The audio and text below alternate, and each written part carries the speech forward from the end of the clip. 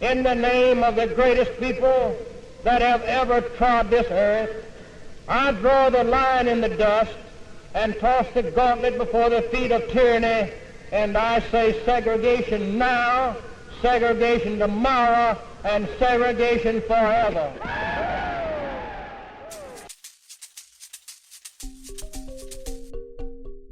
My name is Richard Dix, and this is How Did That Happen? A podcast where I look at everyday things or events and try to figure out how they came to be.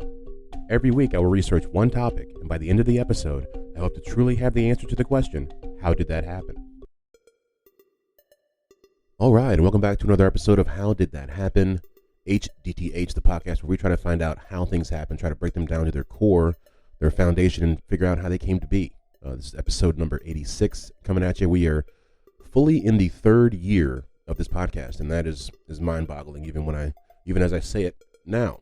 We are fully in the year 2024. This podcast started in 2022, January specifically. So the anniversary I think is actually January the 3rd, January the 2nd. But we are 2 years deep, and I found out how a lot of things have happened, and this podcast has morphed.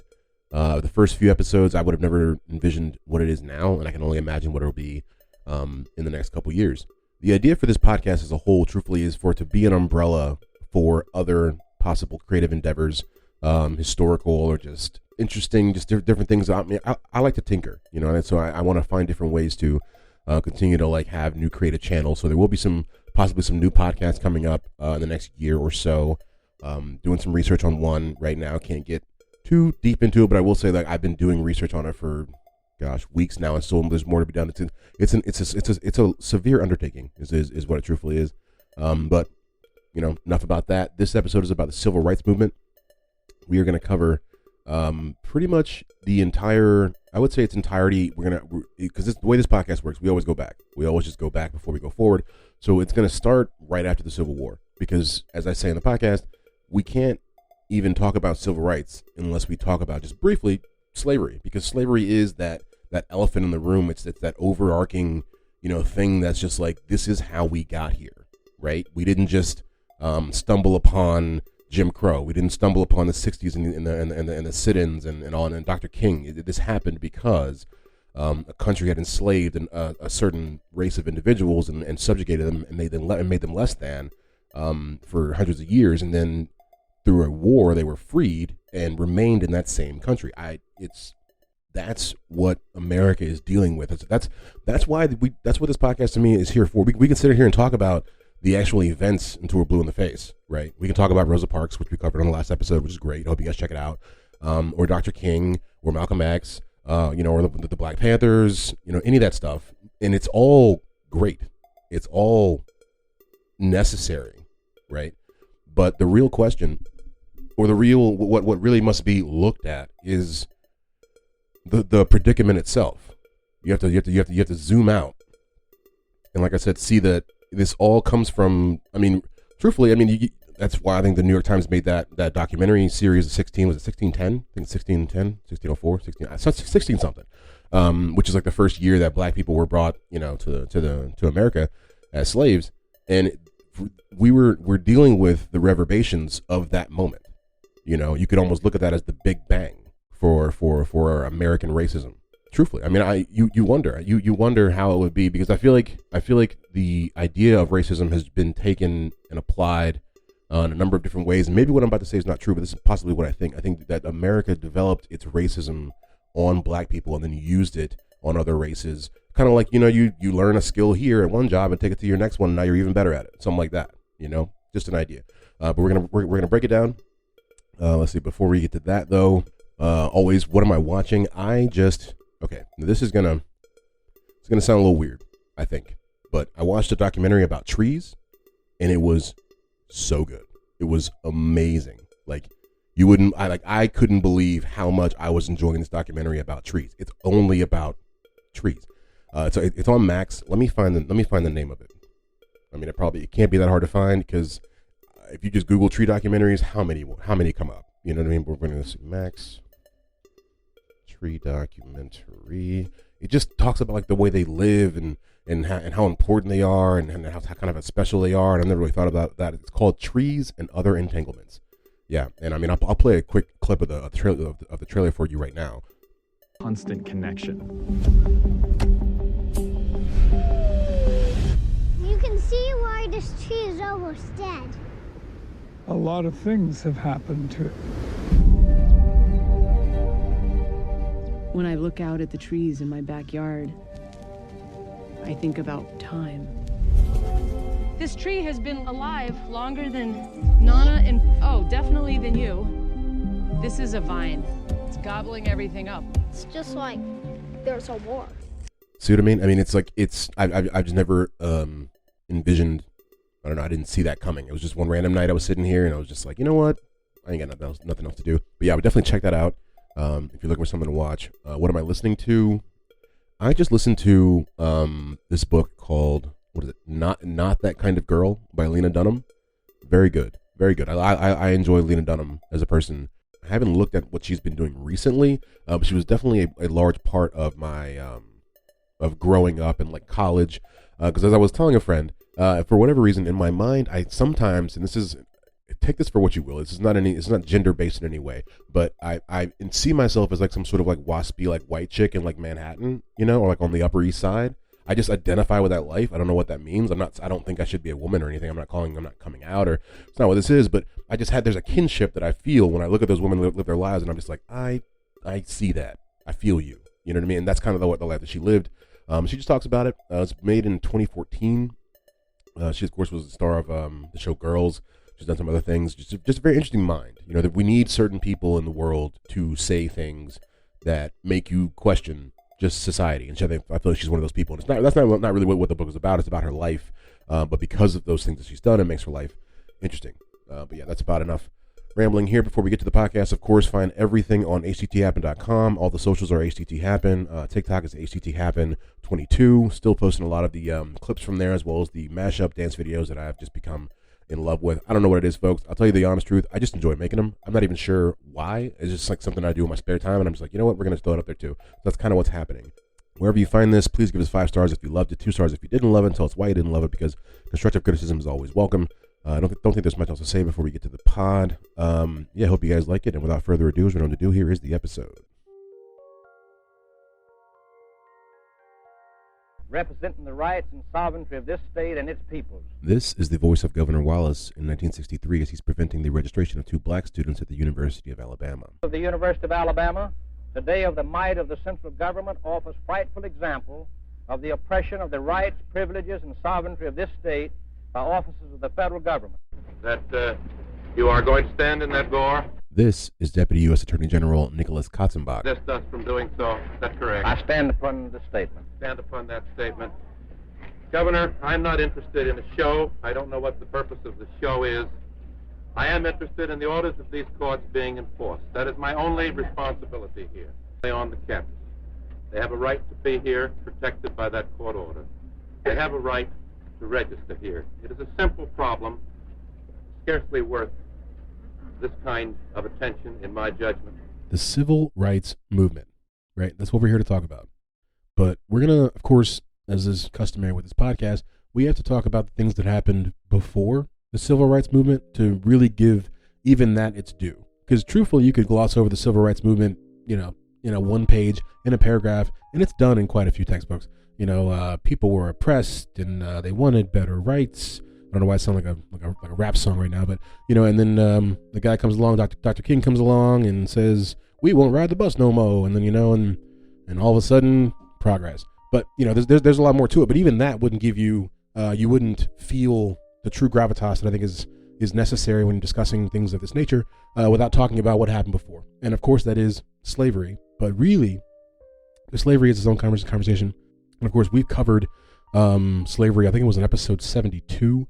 If you want to go back and check it out, the transatlantic slave trade, we broke it down. If you want anything you wanted to know about that time, I think hopefully we covered it.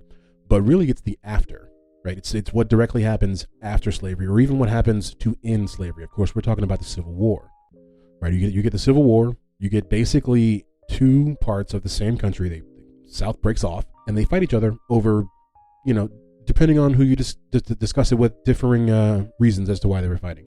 But one of the main things that ends up happening, regardless of why they were fighting, is at the end of it, slavery is over. Cue Emancipation Proclamation, cue Juneteenth. And so what we have here is our country, which was not just very recently two different countries who had very different ideas about how to proceed, are now back as one country with the oppressed party now thrust into society. Literally thrust. You could say, I mean, even as a, you know, as a black person, as a black man, I mean, they did kind of just push. Now, granted, I mean, however you want to say it, they did kind of just push, you know, black people out, and not push them out and be like, hey, all right, well, there you go. Now we just got black people now, you know, here we are. Without, and that's what we'll find when you get into Reconstruction. We almost envisioned a world that was more what you would think. I don't know. When I first learned about Reconstruction and realized how progressive they had tried to be in those first few years after the Civil War, I was blown away. It was like reading about aliens, because I didn't like there were black senators in like 1870, and I'm going to tell you about a couple of them. I think the first ever member of Congress, African American member of Congress, is a man by the name of Hiram R. Revels. I hope I'm getting that right. He was born free in North Carolina, but ended up being, I guess, having something to do with Mississippi, and so he was elected by the state legislature of Mississippi to represent them. I believe he was a representative, not a senator. I could be wrong. Let me just try to get it right here. Okay, no, it's saying Senate. Yes. Okay, so he was also the first elected, or the first congressman, but he was also a senator. Even more than that. This was 1870. We're talking 4.5 years after our country just finished fighting each other to say we're not even sure if black people should even be free. 4.5 years later, one of them is a senator. Like, when you think about that, if you don't know history, you would almost believe it didn't happen. It's very easy to do that. Or, you know, I was just, like I said, I was so surprised. And he wasn't the only one. Right after him, because of course we said he was the first, we get a man by the name of Blanche Bruce. Right? Blanche Kelso Bruce. What kind of name is that? Like, he's got two names from, well, really, okay, this guy's got three names that are all already famous, right? Blanche, right? Golden Girls, right? Kelso, that 70s show. And then Bruce, I mean, I'm thinking Bruce Willis. I don't know about you. Like, that's quite the name you have there, Mr. Bruce. Blanche Kelso Bruce, BKB, if we may be so personal. So this guy, he was actually born into slavery in Farmville, Virginia, which is not too far from where this podcast is recorded. He taught school as well as worked as a steamboat porter on the Mississippi River before getting into politics. And I just mention these guys because I think, you know, you have to talk about the history before what's considered, I don't know, it's not even modern history now, but I think, you know, the people want to talk about civil rights as if it just started, I think, you know, in the 20th century. To me, it started in the 19th century, and it started with what happened in order for us to get here. The war first off had to be won. The North had to win the war, or we're not even having this conversation. Straight up. So I mean, there's certain things that have to happen before we can even get to the civil rights movement, right? And then you have to then free the slaves. You have to then have Reconstruction. Reconstruction has to fail. That's the point of mentioning it, because Reconstruction, and I think I glossed over it in the last episode without, you know, it didn't work out. There's a reason why it took a long time. I forget the years. Let me see. I saw there were years after before there would be an actual black senator after Hiram Revels, because I don't know, the world wasn't ready. It was essentially like when you have like a breakup or something with like your girlfriend or something like that, or your boyfriend, whichever way you swing, however they identify, and like you guys you've been fighting for a while, and then you decide you're gonna get back together, right? And then you get back together and you're all doing like way too much to like make it seem like you're like not still mad about like what happened. So you're making like black senators from Mississippi out of nowhere and stuff like that, you know, like I feel like that's what Reconstruction really was. It was America doing too much to try to get back in the good graces of either side, because it was a lot. I mean, imagine, thousands of people. Let's look it up right now and see how many people died in the Civil War. Take a guess before I tell you how many people died in the Civil. I'm typing really slow. Sorry. What do you think? I have the number. 620,000 people. 620,000 people died. Now, no matter which way you feel about slavery, that number is probably going to bother you, right? That's something that's going to stick with you. So I say it's wild that 4.5 years later we get our first black senator. So yeah, I mean that's the main part of Reconstruction I wanted to get to. I think there's something we get to probably. I don't know if there's anything else I wanted to mention. I mean, Reconstruction really ends in the late 1870s into the early 1880s. Is really when they it was about a 15-year effort when they were like, all right, what are we doing? Because what really happens is it's almost down. I mean, I said 15. It's more like 10 years, and then federal troops withdraw from the South because directly after the Civil War, the troops stayed around to kind of make be like, hey, you Southern guys, don't lose your mind here. Kind of keep it together. Here, Leroy, Jedediah. Don't get too crazy. And then after like 10 years, they were just they went back to doing what they were doing, and that's really when we get to see the Southern whites kind of come back and try to reclaim a version of what they had. A little bit of Winn-Dixie, if you will, right? A little bit of Gone with the Wind before Gone with the Wind. I mean, it's what leads to Gone with the Wind, this thing when they start to romanticize the Civil War and so on and so forth from there. But that, like we said, we see the end of Reconstruction around then, 1870, 1880. Specifically ends with the contested election between Rutherford B. Hayes and Samuel J. Tilden. Hayes would end up coming out the victor. But like I said, that would be when the federal troops would leave, and that's when things would kind of get a little hairy down in the South. We're going to jump forward a couple years to the 1908 Springfield race riots. This was a number of events of mass racial violence that was committed against African Americans by a mob of about 5,000 Americans and European immigrants in Springfield, Illinois. This happened between August 14th and August 16th in 1908.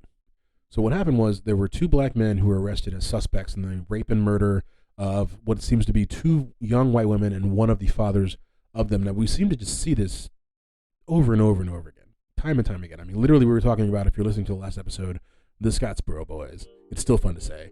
But I played you out. If you listened to the episode, you somehow cut out before it all ended, go back because I played the last little bit that explained all of what happened to them, their fates. Right, and if you don't know, brief recap of the Scottsboro Boys, they were I think it was 9 or 10 black men. I forget where they were at, but they were also had been accused of raping these two white women, and they were put in jail. They were put in jail for years and years and years, and eventually went to the Supreme Court, and it got overturned. And they were released, but once they were released, I mean, some of these guys literally, one of them committed suicide. I mean, not to just, I think one of them ended up killing his wife. I think. Some of them went back to jail. Some of them just disappeared. It was a lot. I mean, but imagine going through something that traumatic at that young of an age. But still, so this is where we are now. The Springfield race riots that happened for about the same reason as we're saying. So a mob seeking to lynch the men discovered the sheriff had transferred them out of the city. The whites furiously spread out to attack black neighborhoods. They murdered black citizens on the street and destroyed black businesses and homes. The state militia was called out to quell the rioting. Sister took us and we went over here at the railroad here on 19th Street and got up in the boxcar and till they called the militia out. I just prayed for an Indian to come up there and back up there and pull us away somewhere. And so that was just an example of, we could go into, and I mean, I will direct you to, if you really want the nitty gritty, some stuff that you'll probably have to take a break in reading. There's a book called The Red Record. Let me pull it up, make sure I'm getting it, because I'm going to tell you the author as well. And it is, and I say that to say, there's not a real reason to go into all of the atrocities that happened during the early 20th century against black people, because it's pretty well known. I'm not going to be the guy that sits here and tells you, as if it's something to be learned. But what I will say, if you want a story, if you want to know, kind of what maybe I know, the book's called The Red Record. It's written by a woman named Ida B. Wells, and it's about it's basically a gathering of statistics of the lynchings in the South from 1892 to, for a few years. And I read it a couple years ago, and it is, I mean, if you care for humanity, it's really bleak and it's really sad. But it's not trying to be flamboyant. It's not fiction. It's not a tale. It's just her writing about what happened in a way that, similar to what I'm talking about, not in any way about the book that I'm talking about writing is she's just writing about what happened. sometimes when what happened is so profound, that's all you have to do. And just check that out. But so yeah, we're gonna jump all through that and jump up to I'd say about 1944. Right, we'll go with the Supreme Court case of Smith v. Allwright. Right, and that ended up prohibiting white primaries. This is really when we get into like the Jim Crow, like the poll taxes and stuff like that. You know what I mean? They really made it difficult for black people as well as poor whites to have any sort of voice, I guess you could say, any sort of control. And they did that through different state constitutions, is where they did a lot of this, because states' rights really, are still, king. So they were making a lot of rules that were disenfranchising African Americans, and as I said, many poor whites as well. They were creating barriers to voter registration. And so, like most things, we see that, like I mentioned on the last podcast, you can change these laws, right? You can change the laws, but you can't change the people. The people don't change with the stroke of a pen. The people don't change because a man in a robe in D.C. with a nice pen wrote on some nice paper about what nice people are supposed to do. They continue to live their lives, and that's kind of what happened here. As I mentioned with the segregation, they passed the law. I don't know, I'm not gonna lie, 54, 64, one of those. And they didn't really get it implemented until the 70s. And that's because those states that hadn't done it yet, they were going to lose their federal funding if they hadn't done it.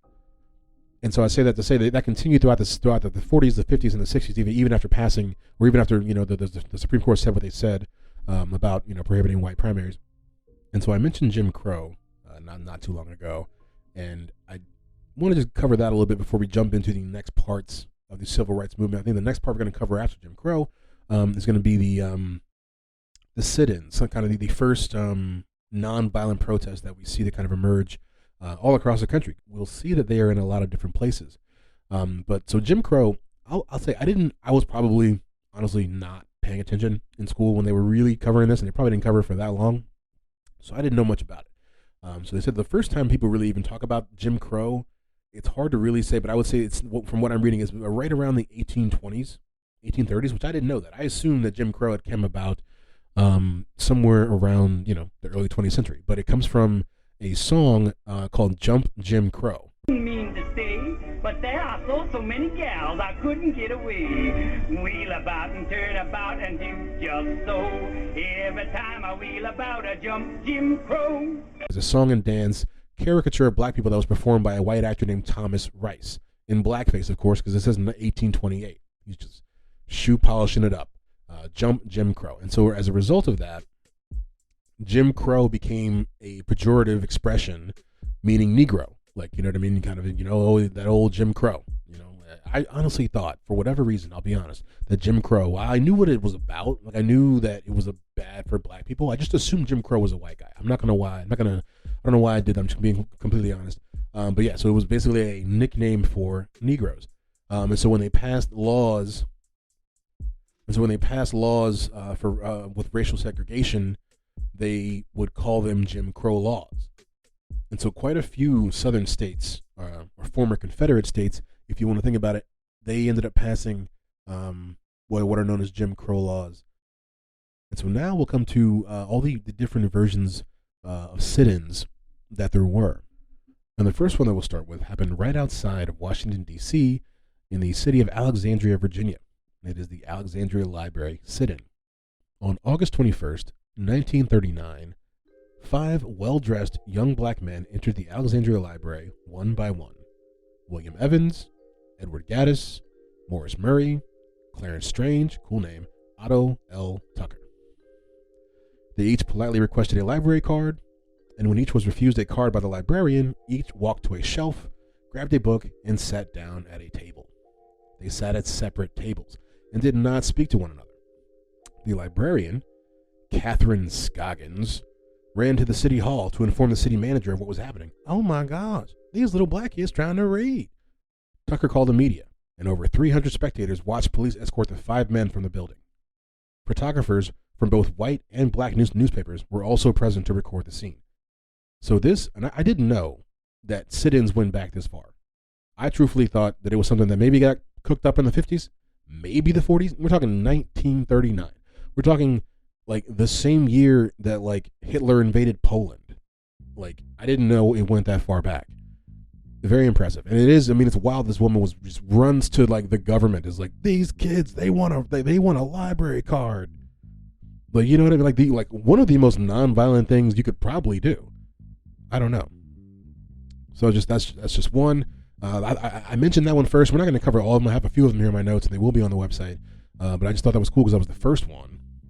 Okay, so the next one that we're going to talk about is the Greensboro sit-in, which is really the one I think that in my head is what I think of, and maybe what you think of when you think of sit-ins. Like the first one that I just mentioned, that was really cool. Like I said, I didn't know about that one. But the one I'm going to tell you about now happened in 1960.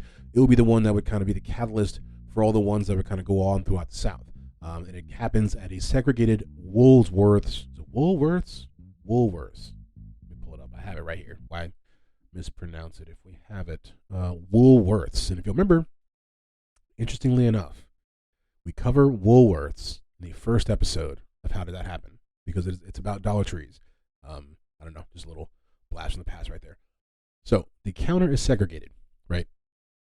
4 young black men, Ezell Blair Jr., Ezell, David Richmond, Franklin McCain, and Joseph McNeil are all students at North Carolina A&T, and they want to sit at this counter. They planned their protest carefully and actually enlisted the help of a local white businessman, Ralph Johns. On February the 1st, 1960, the 4 students sat down at the lunch counter at the Woolworths in downtown Greensboro, where the official policy was to refuse service to anyone but whites. That's the official policy. Someone wrote that in a book. We purchased small items, sundry items, to establish the fact that we were customers. This is Joseph McNeil, one of the Greensboro 4. And then we sat down on a stool and asked for a cup of coffee. And the store manager told us that he wasn't going to serve us. The local establishment grossly underestimated our anger and the ability to hang in there. Denied service, the 4 young men refused to give up their seats. They're on their Rosa Parks stuff, but they're trying to get some food. So, of course, the police arrive at the scene, but they're unable to take action due to lack of provocation. These guys are just sitting down. Which also, in Rosa Parks' situation, did not stop them from arresting her. By that time, Johns, the white guy who helped him out, had already alerted the local media, who had arrived in full force to cover the events on television. The Greensboro 4 stayed put until the store closed and then returned the next day with more students from local colleges. They said, "Hey, boys, what you going to do?" We said, "Well, we're going to come back, and we're going to keep coming back until you decide to serve us." By February the 5th, remember this started on the 1st, some 300 students had joined the protest at Woolworths, paralyzing the lunch counter and other local businesses. They got heavy TV coverage. By the end of March, literally the next month, this had spread to 55 different cities in 13 different states. Though other people had been arrested for trespassing, disorderly conduct, disturbing the peace, all the above. But it definitely got, the conversation started. In response to this, dining facilities across the South were beginning to be integrated by the summer of 1960. But what happened, because Woolworths just they did it so slickly. They did it when everyone went on summer vacation that summer. So other places were doing it, April, May. They did it like June or July, and everyone came back to school and was like, "Oh, now we can sit here. Oh, that's an odd change." And so that, I thought, that's an interesting piece. We're trying, like I said, I'm trying to piece it all together. We're going to, like I said, we started with Reconstruction, started with the Civil War, just a quick, kind of get you there, kind of explain what's going on. We talked about the late 19th century, and now we're here in the early 20th century. We talked about the race riots. We talked about Supreme Court decisions. We talked about sit-ins. And now I'll give you a brief overview of the NAACP and how it kind of came to be. That, of course, is the National Association for the Advancement of Colored People. This was formed in 1909 as an interracial endeavor to advance justice for African Americans. The original founders were people like W.E.B. Du Bois, Mary White Ovington, Moorfield Story, that's a heck of a name, and our friend Ida B. Wells, who we said wrote the Red Record. And so the race riots of 1908, which we just mentioned not too long ago, were actually one of the catalysts to make them feel as if they needed to make this organization exist. And even though it is called the National Association for the Advancement of Colored People, there were actually white people that were on the initial, I guess, founding board, if you will. Henry Moskowitz, William English Walling. And like I mentioned with the Red Record, one of the main things that the NAACP was trying to do when they first came to power was to try to stop the lynching of black Americans throughout the South. They would go out to fight that for years, for the next 30 years or so after their founding, to, I guess, get some legislation on the books that would actually, because you can't, and I tell people this all the time in my field of work, you can't prosecute what doesn't exist. You know what I mean? If there's not a law that says you can't do it, you can't tell someone you can't take someone to jail for not doing it. And it's the same thing here. I mean, if you haven't made lynching illegal, then they're not really breaking a law. As disgusting as that may be, it's the truth. And so some people would say the largest success of the NAACP would be the Brown v. Board of Education court decision. I have a little bit of that I'm going to cover in a little bit, but right before we get to that, what I'm going to tell you about, just to kind of keep with, because we're going to get out of the 40s and kind of go ahead and get into the 50s, into the 60s. But the last thing of the 40s, similar to the library sit-in, I didn't know that the first Freedom Ride happened in 1947. I thought that this was something that also got cooked up late 50s, early 60s, but no. There were 16 men from the Congress of Racial Equality, 8 white and 8 black guys. They would actually go on the first Freedom Ride. They planned to visit 15 cities. Evidently, there were some other guys there as well, a bunch of other people. But they were, I guess, the orchestrators were the first 16 ones that I told you about. At least is the way the literature makes it seem. They planned to visit 15 cities in Virginia, North Carolina, Tennessee, and Kentucky. Starting in Washington, D.C., they went through Richmond and stopped in Petersburg. The following day, they passed through Raleigh and arrived in Durham. And so really what they do is they ride through these southern states, and they blatantly break the laws of segregation. The black only section, white only section. They will put white people in the front or in the back, black people in front, just to break the law. And for some, in some states they don't mind as much, in other states they do. They end up getting arrested. I'm not sure which state it was. Let's see. They go through a couple. It says here on April 14th they were arrested, but it doesn't say where. Let's see. Hillsborough. It says Hillsborough. Who knows where Hillsborough is? I'm assuming, is that in North Carolina? Maybe. Because they were actually, some of the guys were convicted of, not getting up or like sitting in the wrong section. Isn't it crazy that we used to be in a part of society where that was a law? Imagine. It doesn't exist now. Even at like sporting events where you pay for seats, you're not going to put anybody in jail because they were sitting in your seat. You're just going to get a guy, at the most you get him like thrown out. You know what I mean? But that's if he's being belligerent. More than likely, he's just telling him to move. But we were so, I don't know what this says about America at that time, that we were so fixated on, not just race alone, but just down to seats. Jeez. And so that would, of course, be the catalyst for, that would kind of start all the other freedom rides that we begin to know about and come about 10 to 12 years later.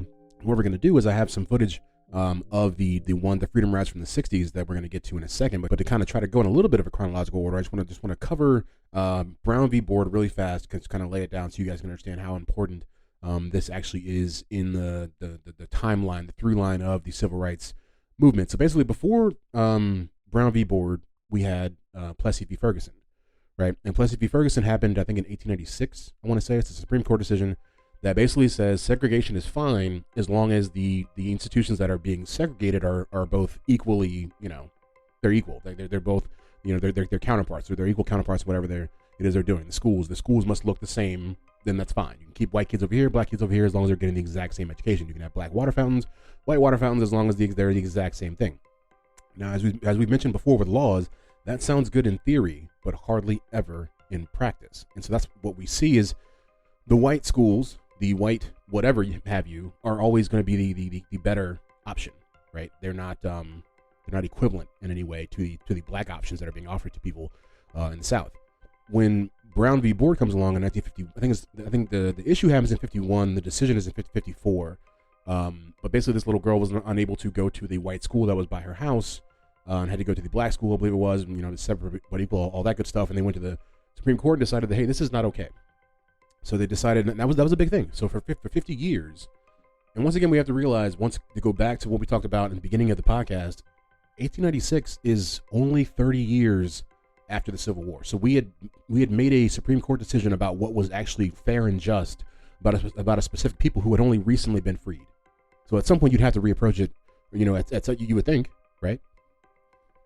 I mean, I'm sure that's not what the white people of society at that time wanted to do, but that's what happened. And so that ends up giving us the no longer is it separate but equal. Now things must be integrated. There, everyone has to share in all of the same things. I just wanted to mention that here before we get up to the actual freedom rides themselves in 61, because we would be, you know, remiss if we just didn't at least cover it a little bit. I just feel like it's so understood, or not. I mean, I feel like it is. Maybe it's not. Maybe it's not. I don't know. I wonder how many people, if you were to ask, I mean, you wouldn't expect them to know maybe the actual legal decision, but I wonder how much of the story they actually know. That'd be interesting to ask just the public, maybe just, you know, food for thought. When you're out in your life, you know, they were asking everybody about the Roman Empire, whatever it was the last few weeks and months. Ask people if they know how schools got integrated and just see what kind of crazy yarn they start to spin. But yeah, so the first Freedom Ride began on May the 4th, 1961, was led by Corps Director James Farmer. There were 13 young riders, 7 black, 6 white, including but not limited to John Lewis, Genevieve Hughes, May Francis, Joseph Perkins, Charles Person, and a whole slew of others. Their plan was to ride through Virginia, the Carolinas, Georgia, Alabama, Mississippi, and they were to end in Louisiana, specifically New Orleans. Now, as you would think, as we kind of mentioned with the last group, the states they're riding through are not going to be loving the idea of their presence, to put it lightly. They would even, I would say, they would revel in trying to make their existence as difficult as possible while they were residing in their states. Their tactic, the Freedom Riders, while they were riding, was the idea was to have at least one interracial pair sitting in adjoining seats, and at least one black rider sitting up front, where seats were under segregation had been reserved for white customers by local custom throughout the South, like we talked about with the one that happened in 47. They didn't really have too much trouble in Virginia and North Carolina, but if you can remember, North Carolina is where the other Freedom Riders had their issues. They ran into some issues in South Carolina, as well as Jackson, Mississippi. We could see the bus station. Looked like at least 200 people were around the bus station, all men. They were calling us all kind of names, nigger lovers, communists. Come on out and integrate Alabama. We dare you to do this, we dare you to do that. The men began to come closer and surround the bus completely. They were saying, let's kill these niggers on this bus, these nigger lovers.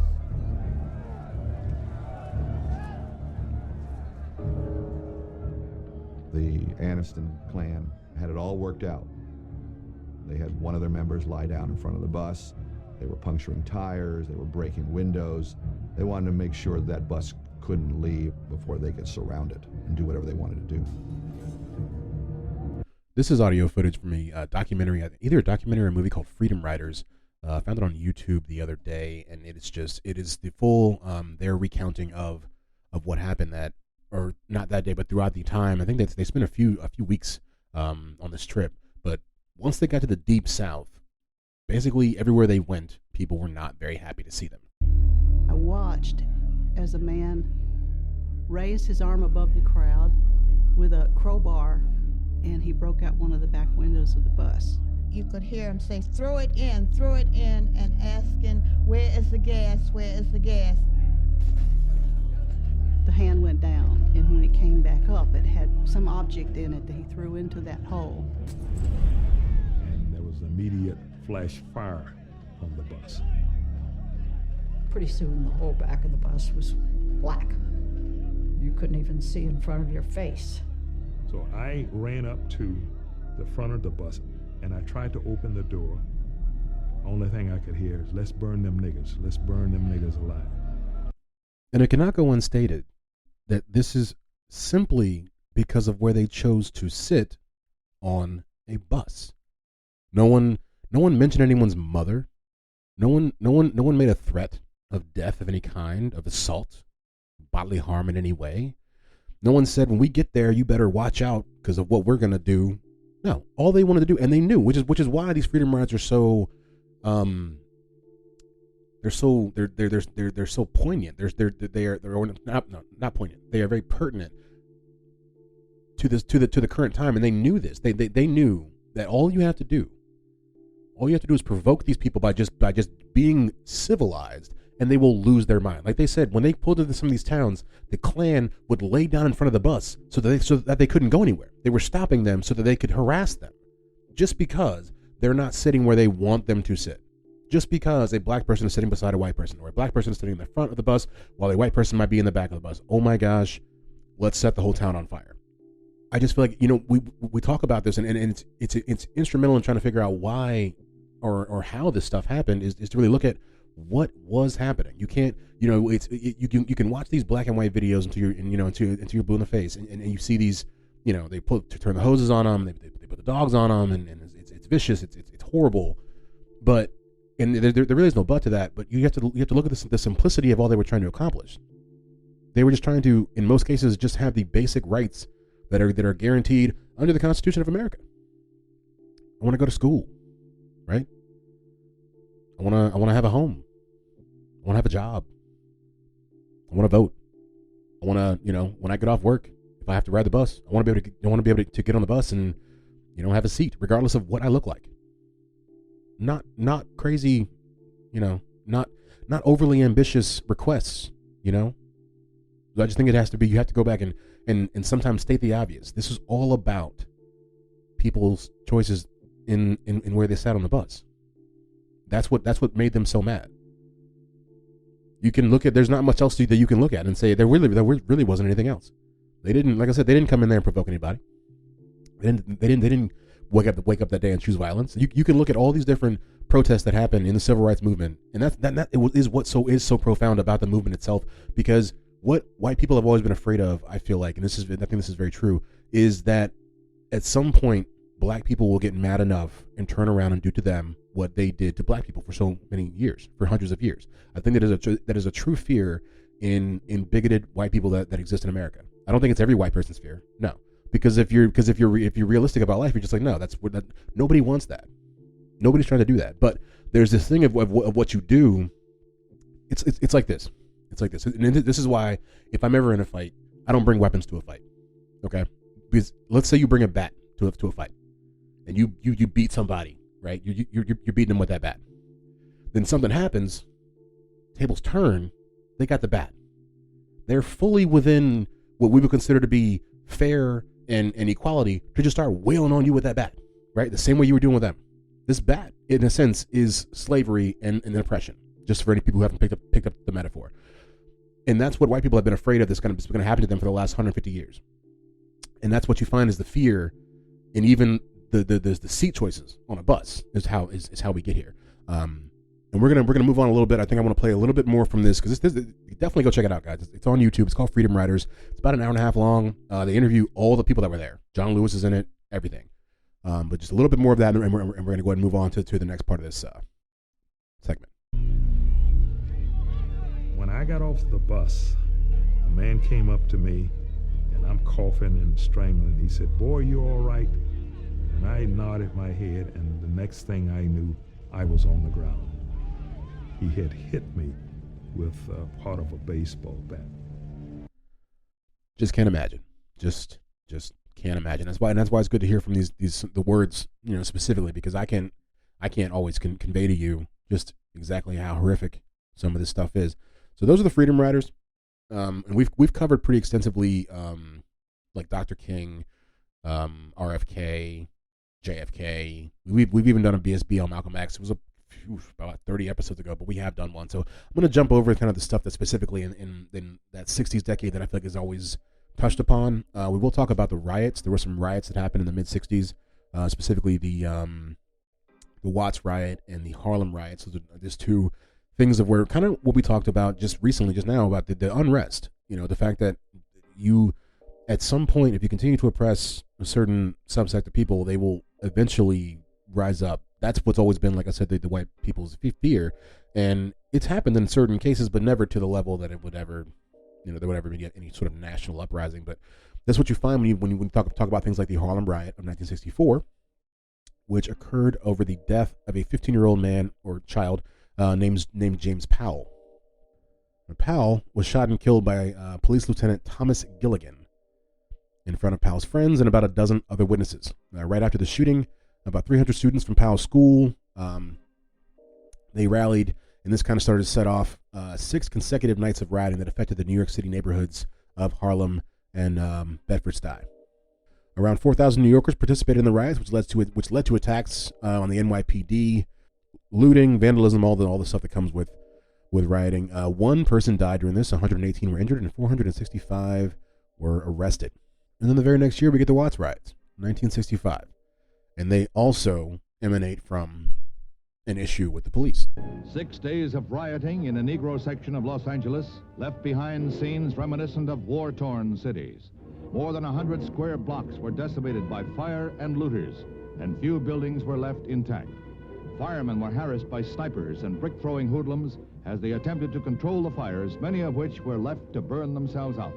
But we have to ask ourselves, why were they rioting in the first place? Right? Well, this is because on August the 11th, 1965, 21-year-old Marquette Fry was pulled over for drunk driving by the California Highway Patrol. Now, that's obviously his fault. That's a problem, right? But once he gets pulled over, they want to impound his vehicle. He's actually not too far from his house, so his family shows up at the scene. Right, his mom's there. I think his brother's there. They start to manhandle Mr. Fry, throwing him into the car really violently. I think even some of his family gets beat up because they try to get into, they get in the middle and say, maybe stop hurting, my son or my brother, so much. And they also get, beat up by the cops.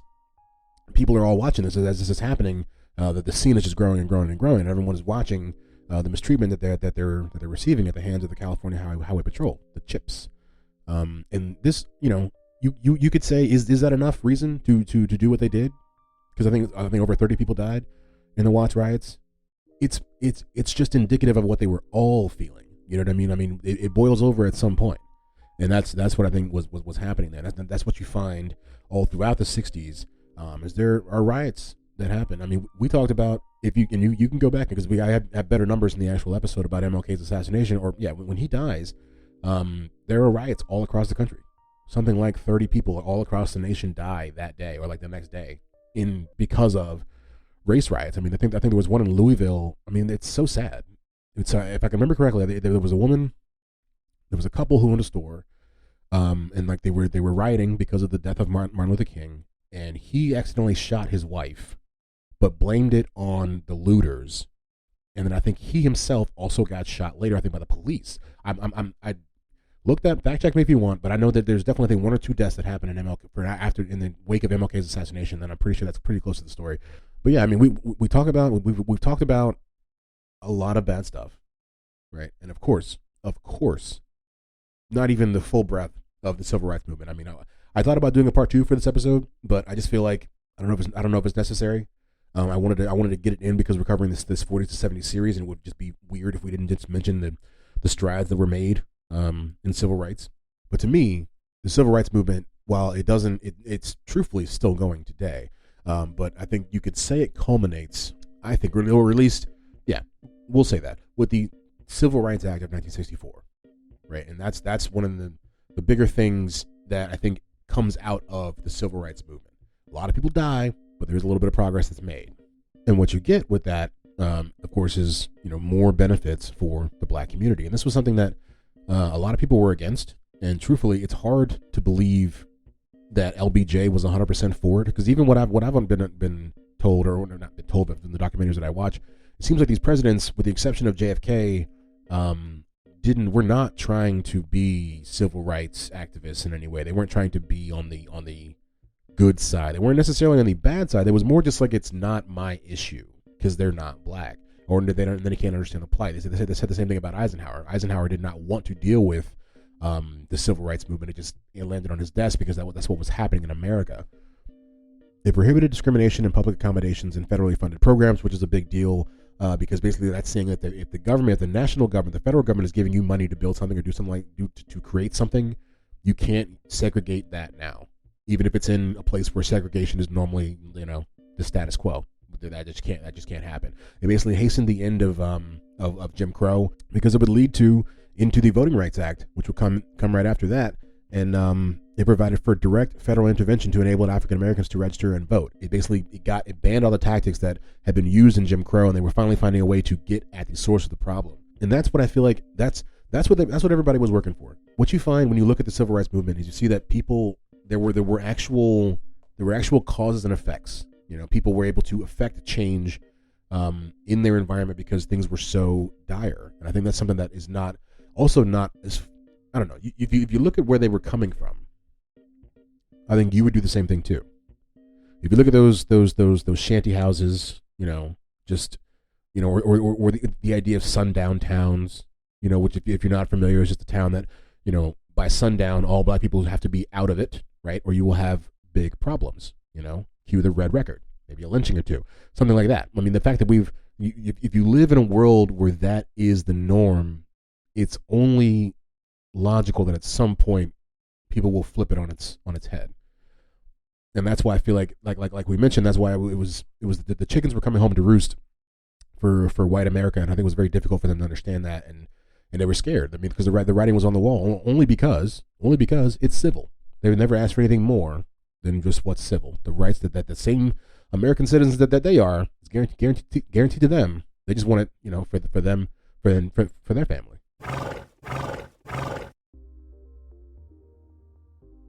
All right, that was the civil rights movement, a very integral part of the 40s to 70s series that we are finishing up here. And how did that happen? I hope you guys liked it. Like I said, there's a lot that you could talk about with the civil rights movement. I mean, you could literally, each one of these events could be its own episode. And part of me wants to do that, or wanted to do that, but there's, I guess, no one to hold them and no one to fold them. And when is too much. So trying to keep it light and allow us to cover all these things without getting bogged down in the specifics of what happens in every single event. But yeah, I hope you guys liked it. Don't think there's much else to say. We're going to have another episode. We got another Israel-Hamas episode coming up next on How Did That Happen. It'll be a part 4, I believe. And, I mean, that's the fact that war is still going on in itself. I didn't imagine that it would be this far. I really didn't.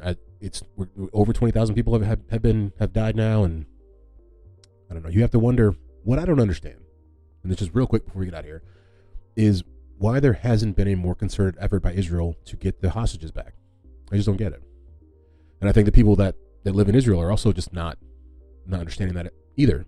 Where do you go from here? You know, like I've said before in this podcast, how many dead Palestinians equate to 1,200 dead Jewish people? Is a question that the world is figuring out, is trying to understand, and Israel does not seem to know. But like I said, we will talk about that on the next How Did That Happen? That'll be part 4 coming at you guys. But yeah, find all the extras over at htthappen.com, at htthappen for all the socials, at htthappen22 for the TikTok. Give us 5 stars if you like this, 2 stars if you didn't like it. Tell us why you didn't like it, because constructive criticism is always welcome. But yeah, we'll see you guys next week with the next BSB.